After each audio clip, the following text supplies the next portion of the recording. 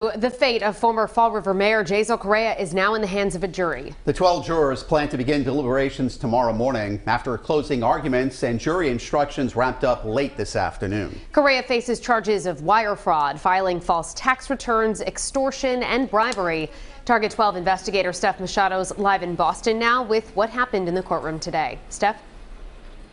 Well, the jury now has 24 individual counts to deliberate on here. In his final argument this morning, the prosecutor told them, quote, corruption cases can be complicated, but this one is not. Jasiel Correia and his family walking into court Monday morning for the closing argument in the criminal trial against him. The 29-year-old former mayor's fate now in the hands of the jury. Assistant U.S. Attorney Zachary Hafer arguing the government proved its case that Correia stole investment money from his tech app Snow Owl to fund his lavish lifestyle and then later extorted bribes from marijuana vendors while he was mayor, both allegedly motivated by greed and hubris, according to Hafer, who told the jury, quote, what he wanted was money, and what he wanted was power. Money he was willing to steal, and power he was willing to sell. Hafer played the jury this video clip from Correia's 2015 mayoral debate against incumbent Mayor Sam Sutter. I'm going to take your money and spend it wisely. That's what I do in my business. At the time, prosecutors claim Correia had already ripped off his investors and the Snow Owl bank accounts were depleted. Hafer again saying, quote, he had no problem looking the voters in the eye and saying he spent this money wisely when he knew it wasn't true. But Correia's attorney, Kevin Reddington, painted Correia as just a dumb kid who had no intent to defraud anyone, telling the jury in his closing argument, quote, he thought mistakenly that this was money that was his because it was his job. And when it comes to allegations that Correia extorted bribes as mayor, Reddington pinned it on the so-called middlemen. Tony Costa and Hildegard Camara testified to participating in the scheme and have pleaded guilty, along with a man named David Hebert. There's no quid pro quo by him, Reddington said, referring to Correia. It's Costa, it's Camara, it's Hebert.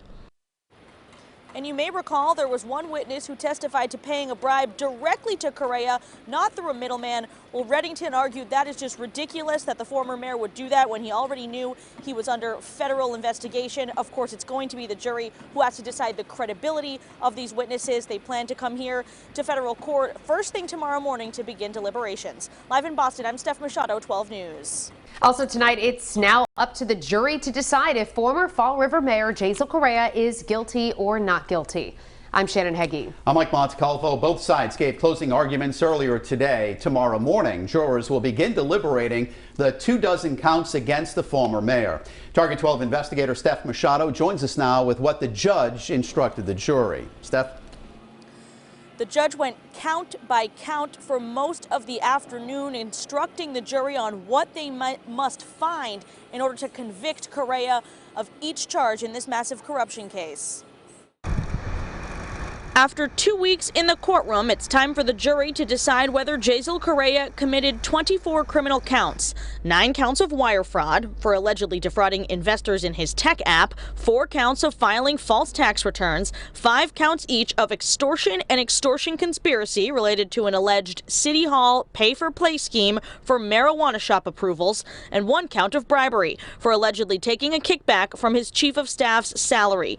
Over 9 days, the government offered nearly 3 dozen witnesses and a stack of documents to try and prove their case, while the defense presented just 3 brief witnesses in one morning, and Correia didn't take the stand. But on Monday, Judge Douglas Woodlock instructed the jury not to draw any conclusions from that, telling them, quote, the defendant doesn't have to testify. It is emblazoned in our Constitution.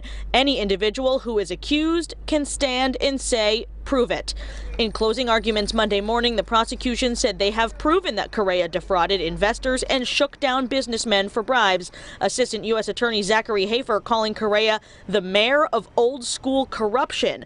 But defense attorney Kevin Reddington painted Correia as young and dumb when it came to spending investors' money on his personal life and denied that Correia ever extorted bribes. I'm just glad that it's over. It's been a long haul for everybody. Outside court, he praised the jury as we now await the verdict. I think they're a great group of people, and we'll see what they have to say. And when we spoke to Mr. Reddington a short time ago here outside court, he declined to comment on the content of the case or why he didn't call his client Jasiel Correia to the stand. The jury returns here first thing tomorrow morning to begin deliberating. Live in Boston, I'm Steph Machado, 12 News.